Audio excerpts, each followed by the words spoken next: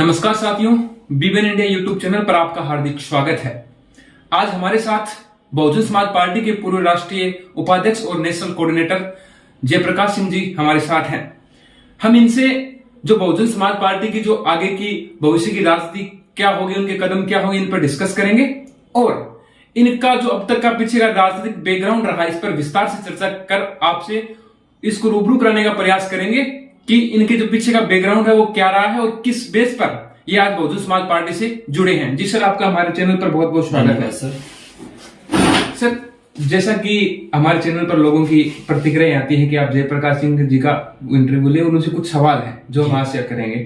सीधे सवाल है और सटीक सवाल करने का प्रयास करेंगे। जी सर, मेरा सबसे बड़ा आपसे यही सवाल है कि जब आपको बहुजन समाज पार्टी की जो सुप्रीमो मायावती है उन्होंने पार्टी से निष्कासित कर दिया है, उसके बाद भी आप लगातार बहुजन समाज पार्टी से जुड़े हैं और उनकी विचारधारा को गांव-गांव फैलाने का काम कर रहे हैं, तो क्या सर आपने कभी अपनी खुद की पार्टी बनाने का नहीं सोचा, या आपने ये नहीं सोचा कि मैं बहुजन समाज पार्टी के साथ क्यों जुड़ा हूं जबकि मुझे निष्कासित कर दिया है? जी, आप अपनी दूसरी पार्टी बना सकते थे या किसी अन्य पार्टी के साथ जुड़ सकते थे, लेकिन आपने ऐसा क्यों नहीं किया? देखिए, जब सबसे पहले हम इस मूवमेंट में जुड़े तो हमको सबसे पहले जो जानकारी मिली कि ये एक महापुरुषों का मूवमेंट है और इस मूवमेंट के वजह से ही हमको सारे इंसान वाले अधिकार मिले हैं। बाबा साहब को पढ़ा, साहब काशीराम जी को पढ़ा, बहन जी को पढ़ा। बहन जी ने भी कहा था कि पॉलिटिकल पार्टी बाद में, बीएसपी पहले सामाजिक परिवर्तन, आर्थिक मूर्ति का आंदोलन है। तो ये सब चीज देखते हुए फिर हमने थोड़ा सा आगे बढ़े इसके अंदर। हमने सोचा कि यार ये मूवमेंट तो बहुत जरूरी है, पूरे देश के लिए जरूरी है इस पे काम करना। तो हमने फिर मन बनाया कि हम इसमें जो है साहब कांशीराम जी की तर्ज पर काम करेंगे। तो फिर हम लोग जो है उसके बाद साहब कांशीराम जी का परिनिर्वाण हो गया 2006 में। फिर मैं उनकी अस्थियों का और राख का केयर टेकर बना। बहन जी ने दिल्ली की टीम को जिम्मेदारी दी, उस टीम ने मुझको जिम्मेदारी दी कि आपको देखना है कि बहन साहब की अस्थियों को कोई ले ना जाए। तो उसी दिन मैंने देखा कि यार बड़े बड़े लोग विदेश से लोग आ रहे थे, उनकी अस्थियों को मांग रहे थे। तो मैंने उसी दिन कहा कि यार एक आदमी इतना बड़ा काम कर देता है कि उसकी राख के लिए लोग तरस जाते हैं। तो हमने कुछ डिसीजन लिए कि साहब आपके इस कारोबार में मैं काम करूंगा, मैं शादी नहीं करूंगा, घर वापस नहीं जाऊंगा, धन संचय नहीं करूंगा, जो आपके कमिटमेंट है उनको मैं पूरा करूंगा, मैं फॉलो करूंगा, कॉपी नहीं करूंगा, फॉलो करूंगा। बस इसी प्रकार से चलता रहा। फिर पता चली कि भाई इसमें जो है सबसे ऊपर जो मुखिया हमारी माननीय बहन जी जो है वो जो है, हमने सोचा कि भाई इसके बाद फिर कैसे चलेगा मूवमेंट। तो हमको जानकारी मिली कि हमको बहन जी के टच में आना पड़ेगा। तो हम 10 साल तक लगातार मूवमेंट को समझते रहे, सीखते रहे। फिर 5 साल हमने और संघर्ष करा, 15 साल हमने लगातार काम किया। उसके बाद में हम 2017 के उत्तर प्रदेश के चुनाव के बाद फिर हम जो है बहन जी के पास में पहुंचे माध्यम बना करके। फिर बहन जी ने जो है हमको सेलेक्ट किया और जो है हम यहाँ तक पहुंचे। फिर बहन जी ने उपाध्यक्ष भी बनाया, दिल्ली का प्रभारी, फिर राजस्थान का प्रभारी, फिर पूरे देश का प्रभारी। ये सब चीज़ें हुई। तो हमने देखा कि यार कोई बात नहीं, पार्टी से निकाल दिया बहन जी ने, कोई बात नहीं, लेकिन हम मूवमेंट में हम लोग काम कर रहे थे। तो बहुत से लोगों ने हमसे कहा कि आप किसी दूसरी पार्टी को ज्वाइन कर लो और जो है आपको सांसद बना दिया जाएगा, आपको विधायक बना दिया जाएगा, आपको पैसे की भी कोई दिक्कत नहीं आएगी। हमने कहा नहीं भाई, साहब काशीराम जो है मर्द थे, उसने कोई ना कोई तो संतान ऐसी पैदा की होगी जो नहीं बिकेगी, जो मर्द होगा। हमने कहा हम इस लालच में बिल्कुल नहीं जाएंगे। साहब काशीराम का जो रुका हुआ जो कारोबार है इसको आगे बढ़ाने के लिए हम काम करेंगे। फिर हमने तय किया कि भाई हम लोग बीएसपी के पक्ष में ही काम करेंगे, क्योंकि बीएसपी को खत्म करने के लिए कांग्रेस पूरे जोर लगाए हुए है। क्योंकि कांग्रेस का सबसे ज्यादा नुकसान साहब काशीराम जी के आंदोलन से हुआ था। तो हमने कहा कि कोई बात नहीं, हम पहले अपनी बसपा को बचाने के लिए काम करेंगे। इसी के तहत बहन जी से हमको बेशक पार्टी के बाहर निकाल दिया हो, हम पार्टी के लिए काम करते हैं। दूसरा आपने कहा नई पार्टी है, दूसरी पार्टी में जाना। दूसरी पार्टी में जाने के बारे में मैंने आपको बता दिया। लालच आए, ऑफर आए, हमने सबको इग्नोर किया और जो है अपनी पार्टी का मामला जो आपने कहा उस हमने ये जवाब है हमारा कि हमारे ऐसे कोई मंशा नहीं। आपने जैसा कहा कि मायावती जी भी इस मूवमेंट को संभाल रही है, लेकिन जैसा कि अगर हम राजनीतिक जो गतिविधियां उनकी बात करें तो उसमें जो बहुजन समाज पार्टी का जो ग्राफ एक्चुअल में वो लगातार गिरता जा रहा है। जैसे पहले थे, उसके बाद आप जो वोट बैंक है वो लगातार टूट रहा है। इसका क्या बड़ा कारण है? देखिए, इसमें इसके सबसे बड़े कारण अगर देखा जाए तो ये चलता है लाइफ में कि कभी कोई मूवमेंट ऊपर जाता है, कभी नीचे जाता है। कोई भी काम हो, कोई बिजनेस हो, कुछ भी हो, ये जो दौर है इस मूवमेंट का, इस समय बहुत ही क्रूशियल समय से ये गुजर रहा है। तो ये डाउनफॉल जा रहा है। और इसी बीच में कांग्रेस ने जो है नए हमारे समाज के नए लोगों को तैयार करने का प्रयास कर रही है कांग्रेस। उसके लिए पैसा भी खर्च कर रही है, नेताओं को भी नेता के रूप में प्रोजेक्ट कर रही है। बीजेपी की उसमें मीडिया के माध्यम से भी उसकी सपोर्ट है, मेन स्ट्रीम मीडिया के माध्यम से। तो ये फूट डालने का प्रयास किया जा रहा है। इस फूट में ये मैसेज दिया जा रहा है कि बहन जी से अच्छे नेता ये और लोग हैं। तो उस फूट के चक्कर में ही ये मूवमेंट जो है हमारा, ये जो वोट और परसेंटेज है, ये डाउनफॉल जा रहा है। इसमें कहीं ना कहीं कांग्रेस की मंशा इसमें है, जिसकी वजह से हमारे बच्चे बरगला जाते हैं बहुत से जोश में आकर के। मैं तो कहता हूँ कि भाई पहले मूवमेंट को समझ लो। जिस रास्ते पे आप चल रहे हो ये आपको जेल पहुंचाने का रास्ता है, सत्ता की कुर्सी तक पहुंचाने का रास्ता नहीं है। सत्ता की कुर्सी तक जब तक आप नहीं पहुंचेंगे आपकी समस्या का कोई समाधान नहीं होगा। आप दुश्मन बन जाएंगे, सभी बिरादरी के लोगों के आप दुश्मन बन जाएंगे, आप अकेले खड़े रह जाएंगे। और साहब कांसीराम ने जातियों को जोड़ने का प्रोग्राम हम लोगों को दिया था। जातियों को जोड़ने का काम करोगे तो देश पे हुकूमत कर लोगे, सारी समस्या का समाधान कर लोगे। और अगर एक जाति को लेकर के और सबके तुम खिलाफ खड़े हो जाओगे, जो माहौल चल रहा है उससे आप लोगों को इस देश में बहुत नुकसान हो जाएगा।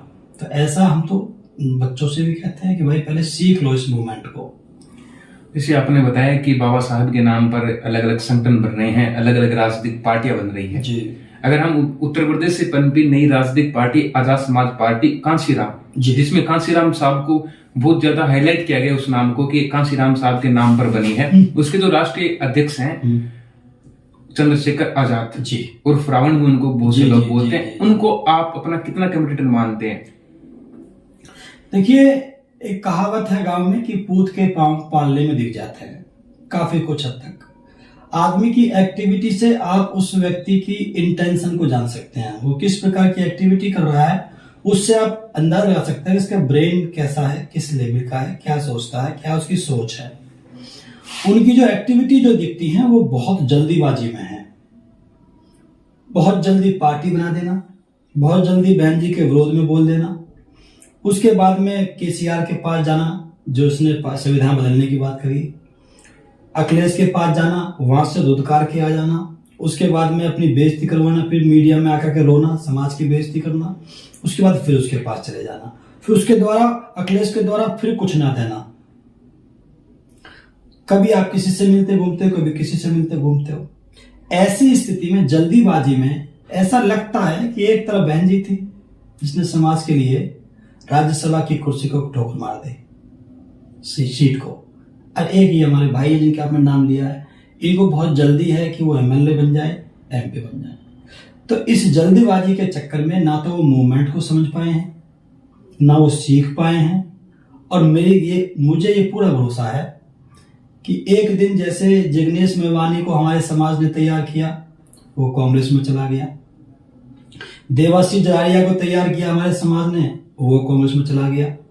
फिर हमारा समाज कन्हैया कुमार के पीछे पड़ा कुछ दिन, वो कांग्रेस में चला गया।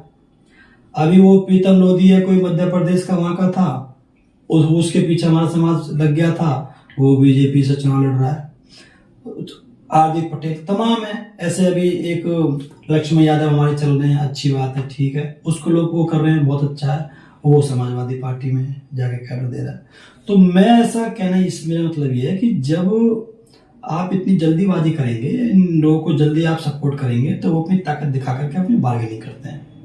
तो ऐसी स्थिति में मुझे पूरा भरोसा है कि जब ये कहीं सफल नहीं हो पाएंगे चंद्रशेखर भाई, तो ये कांग्रेस में जाकर के, क्योंकि वो एमपी एमएलए बनना है, 100% ये कांग्रेस के सपोर्ट में रहेंगे, ऐसा मेरा मानना है। अगर हम बहुजन समाज पार्टी के आगे के भविष्य की बात करें जी, तो आप मायावती के बाद बहुजन समाज पार्टी को कहाँ देखते हैं, किन को उत्तराधिकारी के रूप में देखते हैं, और अगर मायावती आपको आज पार्टी में बुलाती है जी, तो आप क्या करेंगे? मना करेंगे या पार्टी के साथ जुड़ेंगे तन मन धन से? देखिए ये आपका बहुत ही जो है कठिन सवाल है, लेकिन मैं जवाब हमेशा देता हूँ। मैं कभी भी उत्तर को मैं घुमाता नहीं हूँ। देखिए फिलहाल तो माननीय बहन जी प्रयास ये कर रही हैं कि आकाश को तैयार कर लिया जाए, क्योंकि 6 साल हो गए हैं आकाश को। जिस दिन मुझको निकाला था उसके बाद से वो कंटिन्यू पार्टी के पद पर है। 1 महीने बाद 2-4 दिन के बाद में आ गए थे वो, तो 6 साल हो गए। 6 साल के बाद में बहन जी ने प्रैक्टिकल करके देखे हैं। दिल्ली की जिम्मेदारी उनको दी, दिल्ली हम हार गए। पंजाब की जिम्मेदारी दी, पंजाब हम हार गए। अब जो जिम्मेदारी दे रखी है माननीय बहन जी ने, वो दे रखी है राजस्थान, मध्य प्रदेश, छत्तीसगढ़, तेलंगाना इंडिपेंडेंट RS प्रवीण जी को दे रखा है। तो ये 3 स्टेट का जो रिजल्ट है ये तय करेगा कि बहन जी उनके पक्ष में क्या फैसला लेती हैं। अगर बहन जी उनके पक्ष में फैसला लेती हैं कि भाई हमारा सक्सेसर जो है आकाश आनंद रहेंगे, तो हम उनके भी उम्मीद करेंगे कि भाई वो भी चल जाए। अगर ऐसा लगता है बहन जी को कि भाई ये लड़का चल नहीं पाएगा और बहन जी एक सोचती है कि भाई कोई बात नहीं, तो जयप्रकाश को वापस लिया जाए, तो हम तो ऋणी रहेंगे जिंदगी भर, क्योंकि हम लोग चाहते भी यही है कि ऐसा हो जाए। पूरा देश चाहता है कि जयप्रकाश की वापसी हो, और हम तो ये चाहते हैं कि अगर बहन जी ये भी सोचे कि भाई आकाश को चलाना है आगे और जयप्रकाश को भी देखना, तो मेरा मानना ये है कि आकाश भी तभी चल पाएंगे जब आकाश के साथ 2-4 जयप्रकाश खड़े होंगे। अकेले क्या कर पाएंगे? तो उनको तो हर स्टेट के अंदर जयप्रकाश मिलना चाहिए जो दिन रात 24 घंटे काम कर सकें। तो हो सकता है माननीय बहन जी उनको भी दे दें कमान, और उसके बाद में हमको भी ले लें, और उससे पार्टी को फायदा होगा। वरना इस पार्टी के टूटने की बहुत ज़्यादा संभावनाएं लोग बता रहे हैं, जो मैं क्षेत्र में घूम रहा हूँ, कि अगर बहन जी ने सूझबूझ के साथ डिसीजन नहीं ले पाई, हालांकि संभावना तो पूरी है कि बहन जी सही डिसीजन लेंगी। अगर 1% डिसीजन में थोड़ी दिक्कत आ गई तो RPI की तरह इस पार्टी के टुकड़े ना हो जाएं, इस बात का समाज को बहुत डर है। लेकिन हम फिर भी उसके बावजूद भी इस पार्टी को बचाने के लिए काम करते रहेंगे। मेरा आपसे एक अंतिम सवाल सर ये है कि जो विपक्षी सारे दल हैं उन्होंने एक नया गठबंधन बनाया है, इंडिया गठबंधन जी, उससे बहुजन समाज पार्टी की जो दूरियां हैं उसको देखते हुए जो कई राजनीतिक जो पंडित अब वो ये कह रहे हैं कि जो मायावती है ये चाहती नहीं है कि बीजेपी के अलावा कोई दूसरी पार्टी सत्ता में आए। इसको लेकर आप क्या कहना चाहोगे? अक्सर आप पे आरोप भी लगते हैं कि ये BSP बीजेपी की बीट है, मैं ऐसे आप भी सुने होंगे, आप भी ग्राउंड में घूमते हैं, इसको लेकर आप क्या कहना चाहेंगे? देखिए जो लोग ये कहते हैं कि भाई बहन जी नहीं चाहती हैं कि बीजेपी के अलावा कोई दूसरा आए और बीजेपी की बी टीम में, लोग बोलते हैं, जो ऐसा बोलते हैं और जो इंडिया गठबंधन जब कर रहे थे, जब उनकी चर्चाएं चल रही थी, उनकी मीटिंग चल रही थी, 3-4 मीटिंग हो चुकी थी, जब वो एलिगेशन लगा रहे थे बहन जी पे, आज आपके माध्यम से मैं उनसे पूछना चाहता हूं कि आज वो कहां पर हैं? आज आम आदमी पार्टी कहां पर है उनके साथ? वो अलग चुनाव क्यों लड़ रही है? आम आदमी पार्टी, समाजवादी पार्टी अलग चुनाव क्यों लड़ रही है? कांग्रेस अलग बात क्यों कर रही है? वो बिहार के CM नीतीश कुमार अलग बात क्यों कर रहे हैं? तो जो लोग एक साथ मिले थे, उनके मिलने से समाज को ये उम्मीद थी कि आने वाले विधानसभा के आगामी चुनाव में ये मिलकर के चुनाव लड़कर के बीजेपी को हराएंगे। तो जब उन्होंने वो उसमें सटीक नहीं उतर पाए, तो बहन जी पे एलिगेशन लगाना उनके लिए जायज नहीं है। दूसरी बात, जो लोग ऐसा बोलते हैं, बहन जी ने पहले कहा था, बहन जी कहती रहती हैं कि पहले आप टिकटों का, सीटों का चयन करो, डिसाइड करो, क्योंकि बात मीटिंग तो बहुत होती है विरोधी लोगों की, लेकिन बाद में आके बिगड़ती है सीटों के ऊपर। तो सीटों की प्रॉब्लम को पहले सॉर्ट आउट करो और मीटिंग बाद में करो समाज के बीच में। पहले उसको अंदर जो है अंडर कैमरा, बंद ऑफ कैमरा में आप उसको डिसाइड कर लीजिए। तो आप उस बात को नहीं माना गया, उसका हस देख लो, आज इंडिया गठबंधन टूटा हुआ दिखाई दे रहा है। तो इसलिए जो ये ऐसा बोलते हैं, बहन जी के ऊपर एलिगेशन लगाना आसान है, लेकिन बाद में जो लोग पहले बोल रहे थे वो लोग आज नहीं बोल रहे हैं उस जुबान से। इंडिया गठबंधन की मीटिंग वाले लोग बहन जी पहले भी उसी बात को बोल रही थी, आज भी उसी बात को बोल रही है। तो ये किसी नेता की मैच्योरिटी की झलक है, जिसको पता होता है, हाइपोथेसिस उसकी सटीक उतरती है, प्रिडिक्शंस उसके भविष्यवाणी सटीक उतरते हैं। तो बहन जी को पता थी कि यहाँ पर सीटों को लेकर प्रॉब्लम आएगी। और दूसरी बात जो है, इंडिया गठबंधन में सब, हालांकि इंडिया तो उसका नाम रख दिया गया है, लेकिन इसका नाम तो यूपीए ही है। ये कांग्रेस की ही वो लीडिंग कमेटी है ये, जैसे उसकी एनडीए है बीजेपी की, कांग्रेस की यूपीए है, इसमें सरकार बनती रही है पहले भी।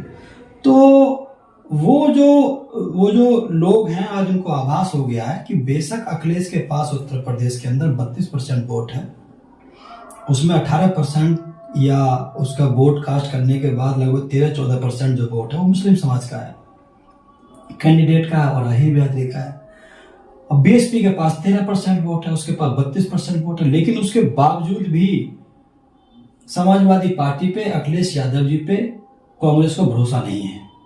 क्यों भरोसा नहीं है? क्योंकि उनको पता है कि जहां पर गठबंधन में हम आ जाएंगे, समाजवादी को हम टिकट देंगे तो अहीर वोट दे देगा, और अगर समाजवादी को टिकट नहीं मिला तो वहां का अहीर भाजपा को वोट दे देगा। और अगर यहाँ बहन जी के साथ गठबंधन हो जाता है, जो 13% जो वोट है ये बढ़कर के 30% हो जाएगा, या 22% जो पहले था वो हो जाएगा बढ़ करके। और वो जो वोट बढ़ेगा बहन जी वाला, वो जो है ट्रांसफरिंग कैपेसिटी जो है बहन जी के पास सबसे ज्यादा है, कि वोट को ट्रांसफर करने की जो पावर है वो बहन जी के पास सबसे ज्यादा है। तो बहन जी के वोट पे आप भरोसा कर सकते हो, लेकिन अखिलेश के कोर वोट पे आप भरोसा नहीं कर सकते। और जो मुस्लिम है वो उस पर तो वो कांग्रेस खुद ही मानती है कि भाई हमारा हिस्सा यहाँ पर रहा है पहले से ही। तो इसलिए उन्होंने जो है ये जो गठबंधन का जो मामला है ये अभी तक पेच फंसा हुआ है। मुझे उम्मीद है कि शायद ये आपके यहाँ के राजस्थान, मध्य प्रदेश, छत्तीसगढ़, तेलंगाना और मिजोरम में जो 4-5 स्टेट में जो चुनाव है, इसके रिजल्ट के बाद हो सकता है फिर ये इंडिया गठबंधन, या ये कहे कि विपक्षी गठबंधन एकता के लेकर के फिर से वो हो। और बहन जी आज फ्री हो चुकी हैं हर सभी मीटिंगों से, अब बहन जी लोकसभा की तैयारी कर रही हैं, तो हो सकता है अब इस पर प्लानिंग माननीय बहन जी करेंगे। मेरा एक छोटा सा सवाल और छोटी सी टिप्पणी इस पे चाहूंगा कि ये जो बहुजन समाज पार्टी का गिरता हुआ ग्राफ है, इसको लेकर जो बहुजन समाज पार्टी कार्यकर्ता हैं उनको आप क्या संदेश देना चाहेंगे? देखिए, मैं तो उनसे सबसे ये कहना चाहूंगा कि ये मूवमेंट है, आप मूवमेंट को समझें। पहले आप लड़ाई को लड़ने से पहले आप लड़ाई को समझें। बुद्ध ने कहा था, अगर आप बिना लड़े, बिना प्रशिक्षित हुए, बिना ट्रेंड हुए आप अगर युद्ध में कूद जाएंगे तो फिर आप जो है चोट खा करके आएंगे। तो मेरे खासतौर से नौजवान साथियों से निवेदन है, केवल जय भीम ही सफिशिएंट नहीं है। जब तक आपको ये कैडर के माध्यम से आप अपने आप को ट्रेंड नहीं करेंगे तब तक आप लड़ नहीं पाएंगे। अगर ऐसे ही लड़ने से आपकी ताकत बननी होती तो हरियाणा के अंदर सबसे बड़ी लैंड जाट लैंड कही जाती है, जाट बिरादरी की, वहां पर 350 जाटों की हत्याएं हुई हैं, ज्यादा उससे। तुम्हारे राजस्थान के अंदर, हमारे क्षेत्र में पूरी राजस्थान के अंदर गुजर लैंड कही जाती है, एक हद तक गुजर तुम्हारे यहां मारे गए। लेकिन बुद्धि से अगर आप काम करोगे तो बुद्धि के माध्यम से, ये बुद्ध से लेकर के कांशीराम साहब तक हम जीते हैं ना, तो वो कैडर के आधार पर, विचारधारा के आधार पर, कलम के आधार पर, कानून के आधार पर, समझ के आधार पर जीते हैं। लट से नहीं जीते। लट से तो जाट नहीं जीत पाए, गुजर नहीं जीत पाए, और हम क्या जीतेंगे। इसलिए अपनी बुद्धि का परिचय दो, कैडर को समझो, विचारधारा को समझो, दुश्मनी मत बनाओ।